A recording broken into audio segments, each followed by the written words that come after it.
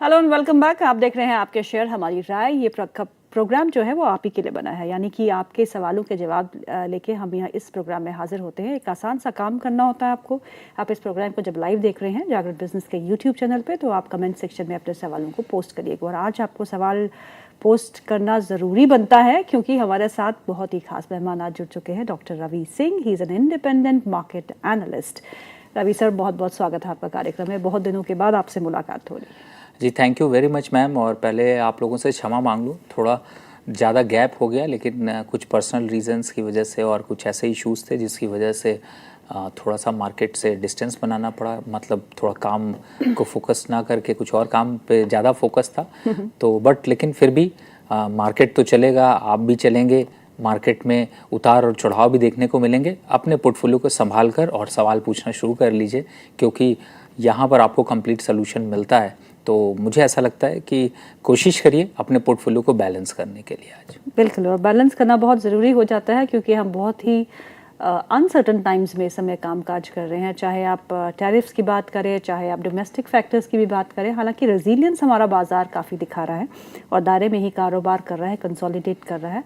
And we are holding up 25,000 के level को हम अभी तक बचा के चल रहे हैं। लेकिन बचाना कितना अहम है आपको पता है रवि सर। और 25,000 के बहुत करीब आ चुका है निफ्टी। अब क्या करना है? आज निफ्टी की वीकली एक्सपायरी भी है।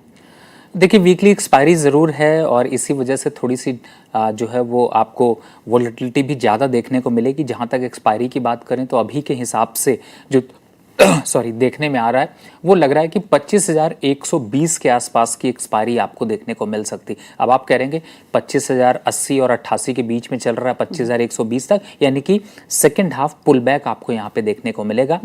एक बात का ध्यान रखिएगा, देखिए गोल्ड और सिल्वर के प्राइसेस ने तो रॉकेट बना रखा है।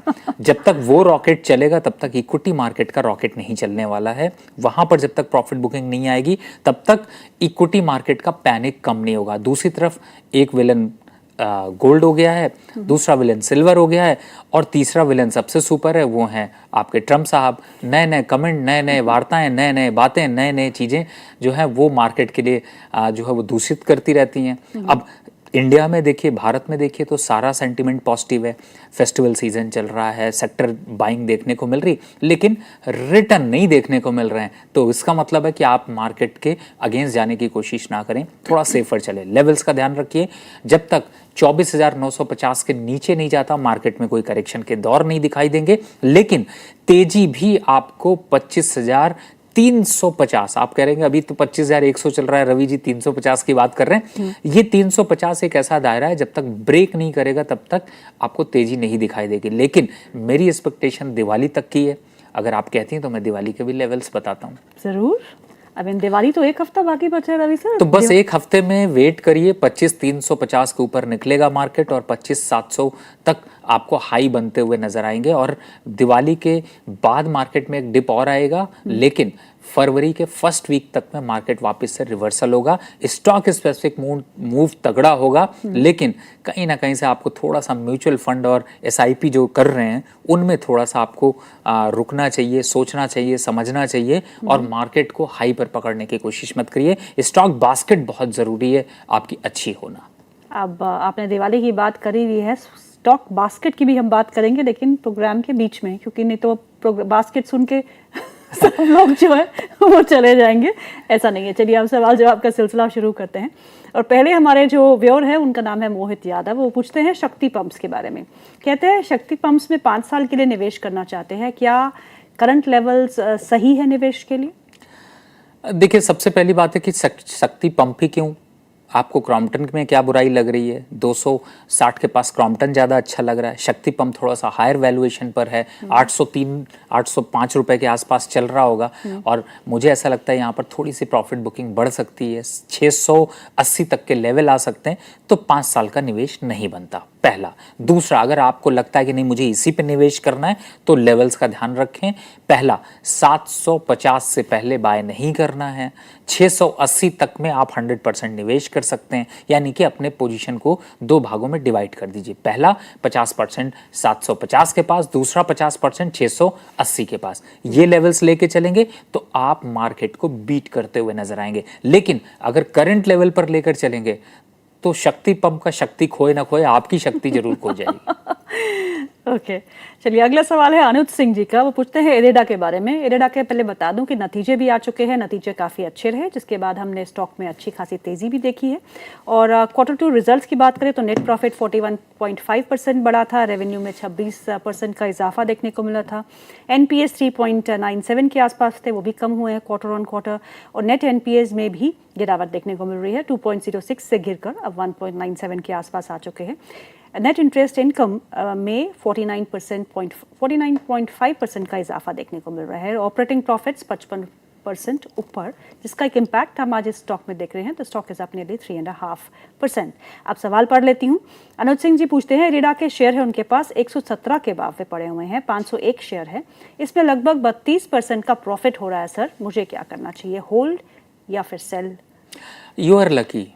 मैं ये इसलिए कह रहा हूँ क्योंकि देखिए बहुत लोगों ने पेशेंस लूज कर दिया जिन्होंने 175 पे बाय किया था। हालांकि आप इस स्टॉक को अगर देखेंगे तो 142 और 45 के बीच कंसोलिडेट करना शुरू किया और उन लेवल से फ्रेश बाय जनरेट हो रहा है। कितना अभी जाएगा 155 देख के लालच मत फैलाइए, थोड़ा और लालच फैलाइए और जाने दीजिए इसको 165 रुपए तक और 170 रुपए तक। तो करंट लेवल पे 148 का स्टॉप लॉस, लेकिन स्टॉप लॉस थोड़ा सा डिप पे हो सकता है आपको परेशान करे, लेकिन ये 155 रुपए 165 रुपए तक जाएगा। चॉइस आपकी है, बुक तो करना ही है, लेकिन 155 और 170 पे बुक करेंगे तो आप भी कहेंगे कि हाँ मिठाई खाने के लिए अच्छा है, दिवाली की पार्टी अच्छी है, या फिर लोगों को गिफ्ट खरीदने के लिए भी पैसे आएंगे। तो वो फोकस करिए, 165 का टारगेट लेके चलिए। जी, चलिए अगला सवाल लेते हैं। संतराज यादव जी का सवाल है। वो पूछते हैं दो स्टॉक्स के बारे में है। एक है एक्मा फिनट्रेड इंडिया, बहुत ही पेनी स्टॉक है, 8 रुपये 40 पैसे का भाव चल रहा है। इन्होंने लिए हैं 9 रुपीज़ 46 पैसा में। दूसरा स्टॉक है लेमन ट्री, जो इनके पास 171 के भाव पे पड़े हुए हैं। 3 महीने का व्यू रखते हैं, आपसे टारगेट मांग रहे हैं दोनों ही स्टॉक्स में। देखिए मैं चुप इसलिए बैठा हूँ कि स्टॉक में कुछ बोलने के लिए नहीं है। 8 रुपए का पेनी स्टॉक खरीदा, इससे अच्छा ज़्यादा अच्छा होता आप रामा स्टील ले लेते 9 रुपए 8 रुपए पे। कुछ फंडामेंटल कंपनी का तो है। इस कंपनी में पेनी स्टॉक्स, मैम ने पहले ही बोला, वॉल्यूम देखिए क्या है, वॉल्यूम पे भी शर्म आ जाए, वॉल्यूम को भी, कि मैं कहाँ बैठा हूँ, क्यों कर रहा हूँ। स्टॉक ऐसे जो है इस तरीके की स्टॉक को दूर रखिए। फाइनेंस बहुत अच्छा नहीं दिखाई देता है। फंडामेंटल नंबर्स पे भी अगर आप जाते हैं तो मुझे ऐसा लगता है कि बहुत हाई वोलेटिलिटी है, बहुत तेज़ी से आपको 10 रुपये दिखाई देता है, 11 रुपये दिखाई देता है, जब गिरता है तो 6 रुपये के पास आ जाता है। तो मेरे हिसाब से फीजिबल नहीं है। आप यहाँ पर एग्जिट करिए। अगर एग्जिट करके आपको थोड़ा भी दमखम दिखाई देता है तो मुझे लगता है येस बैंक की मैं बात कर रहा हूँ, लेकिन मैं बाय के लिए रिकमेंडेशन इस कंडीशन पे नहीं दे रहा कि फ्रेश बाय करिए, लेकिन कम से कम उसमें कुछ तो सेफ्टी है, कुछ तो भरोसा है कि न्यूज सबके पास है। सबको लगता है मेरे पास ही न्यूज है, नहीं, उसकी न्यूज सबके पास है, सबके पास वो स्टॉक है। आइडिया 8 रुपए पे, देखिए अभी भले 3% कल गिरा, लेकिन अभी भी यहाँ पे 7 रुपए आते ही लोग कहने लगते हैं खरीदूं खरीदूं खरीदूं। तो वो भी थोड़ा वॉल्यूम वाला है, निकालना चाहो तो निकल जाएगा। मुझे लगता है ये स्टॉक से दूरी बनाकर रखिए। जहां तक दूसरे स्टॉक की बात है, दूसरा स्टॉक लेमन ट्री पे प्रॉफिट बुक करना चाहें तो कर सकते हैं। ओके, अगला सवाल जो है वो नीरज गर्ग का। वो पूछते हैं पीटीसी इंडिया के बारे में। उनके पास पीटीसी इंडिया के 100 शेयर है जो उन्होंने 170 के भाव पे लिए हैं, और अभी जो भाव चल रहा है वो 163.70 का है। आज करीबन आधा फीसदी की गिरावट देखने को मिल रही है। आपसे पूछ रहे हैं कि होल्ड करें, बेचे, या फिर आप एवरेजिंग की सलाह देंगे? नहीं, ये देखिए लेवल्स ऐसे हैं कि जिसपे कंसोलिडेशन और एवरेज कर सकते हैं। 160 लेवल थोड़े बेस्ट हैं, 2 रुपए और वेट कर लीजिए।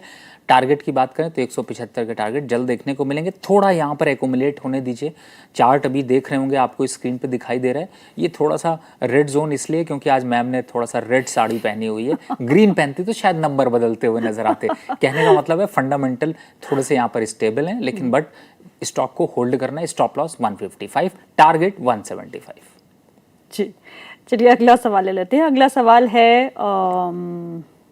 बाबा गिरी पेटल, अब आई डोंट नो ये हैंडल आपने नाम रखा है या आपका नाम है, आई एम सॉरी, बट ये जो सवाल है वो शीला फोम को लेके है। शीला फोम के शेयर है उनके पास, 712 के भाव पे लिए है, 50 शेयर है, 2 महीने का व्यू रखते हैं। आपसे जानना चाहते हैं कि क्या करना चाहिए, और आज जो भाव चल रहा है वो 668 के आसपास का है। जी देखिए अभी 668 है, जल्दी हम इसके 620 के भाव को देखेंगे। स्टॉक अच्छा नहीं है, एग्जिट कर लीजिए। तो फिर लेना क्या है?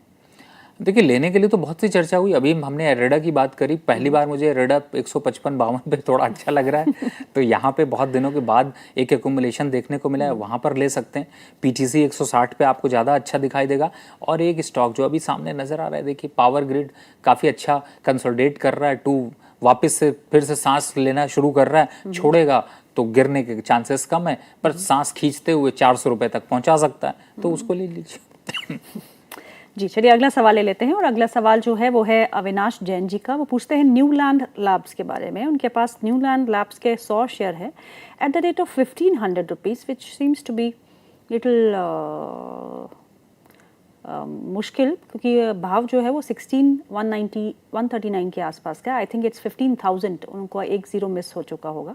15,000 के भाव पे 100 शेयर है। आपसे जानना चाहते हैं क्या करना चाहिए। दो ऑप्शन है सर, एक तो मुझे लॉरिस लैब और सिप्ला ज़्यादा अच्छा लग रहा है, लेकिन अगर आप इस पे कॉन्फिडेंटली बने रहना चाहते हैं तो you can use stop loss of 15,500 का स्टॉप लॉस यूज़ करिए। लेकिन स्टॉक अच्छा है, थोड़ा महंगा ज़रूर है, लेकिन चाल अच्छी है। 1750 17,500 तक जा सकता है। अगर इन्होंने 1500 का खरीदा है तो ये इन्होंने खरीदा है जब कोविड क्राइसिस के टाइम पे the stock was around 1500-2000 rupees, may be he has bought at that time. 5th of Feb 2021 the stock was at 1500 rupees. अगर तब भी खरीदा है और स्टॉक का दाम इस पर 16,130 के आसपास है, सो तब क्या करना चाहिए।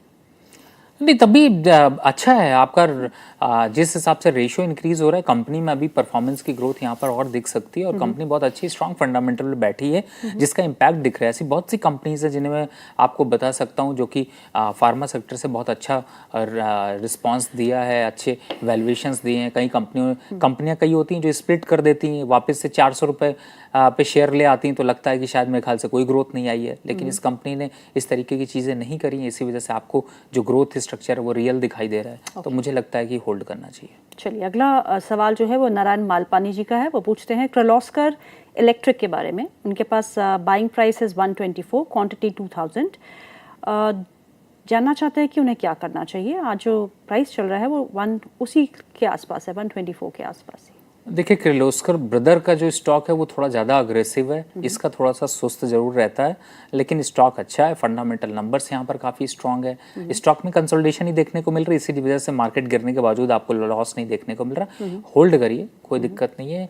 और अपसाइड पे 135 के आसपास तक के टारगेट देखने को मिल सकते हैं। ओके टाटा मोटर्स पे सवाल है श्वेता जी का। वो पूछती हैं टाटा मोटर्स में क्या खरीदारी करनी चाहिए। पहले तो बता दें कि आज डीमर्ज्ड एंटिटी के तौर पे वो टाटा मोटर्स जो है वो कामकाज कर रहे हैं। टाटा मोटर्स का नाम जो लिस्टेड एंटिटी है उसका नाम चेंज होकर टाटा मोटर्स पैसेंजर व्हीकल हो जाएगा। और अब जो कमर्शियल व्हीकल का सेगमेंट है वो कुछ दिनों में लिस्ट होगा, वो अलग कंपनी होगी। तभी आपको आज स्टॉक में 38% की गिरावट देखने को मिल रही है। तो क्या करना चाहिए, दोनों ही कंपनियां खरीदनी चाहिए या फिर Tata Motors passenger vehicle is good enough. देखिए नंबर्स को अगर खरीदने की कोशिश करें तो चाहे इंटरनेशनल नंबर पर हो या फिर डोमेस्टिक नंबर पर हो, टाटा को काफ़ी इम्पैक्ट पड़ा है। ये नंबर्स अट्रैक्टिव नहीं है फिलहाल। Wait and watch. 350 का टारगेट आपको इस पे नज़र आएगा जो अभी 407 रुपये नज़र आ रहा है। दूसरा जब होगा तब देखेंगे। आपको तो बहुत से लोगों को तो बस टाटा दिखा नहीं कि वो तो कहते हैं बस मैं तो पकड़ ही लूँगा। कैसा चाटा पड़ता है, टाटा कैपिटल ने भी आपको दिखाया है। तो सिर्फ टाटा के नाम पे नहीं बल्कि फंडामेंटल देखकर खरीदिए, क्योंकि अब वो